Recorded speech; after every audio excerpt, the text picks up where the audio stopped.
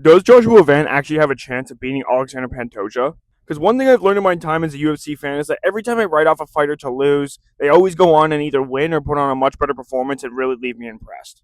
The entire thing for me going into this fight is whether or not Joshua Van can stop the grappling of Alexander Pantoja, right? I think that's a pretty obvious statement. I don't think I'm saying anything kind of crazy. However, he has been taken down by the likes of Cody Durden and Bruno Silva, so should I be a little bit concerned for his takedown defense going into this fight?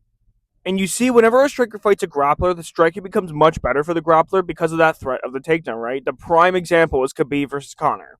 The thing I think that Joshua Van's going to have to really hope and pray for is a couple of factors. First of all, that Alexander Pantoja is finally starting to slow down because I believe he's 35, 36 years old, not super young anymore. So he's going to have to be praying that Alexander Pantoja is finally going to start to slow down and start to decline. But not just that, he's going to have to pray that Pantoja's chin is gone, which I don't think is going to happen. Pantoja walked through some absolute fire shots, like that knee he ate from Asakura. I know it was kind of the thigh, but like any other fighter probably would have been at the very least rocked. Pantoja ate that like it was breakfast. The other thing that concerns me going into this fight is the fact that Joshua Van is not a one-punch knockout artist. Not that it would matter if he were. The only person who's be able to drop Pantoja is Davison Figueiredo, and nobody hits like that guy at flyweight. So I am a little bit concerned for that. I do see Pantoja winning this fight by a second-round submission, but let me know what you guys think.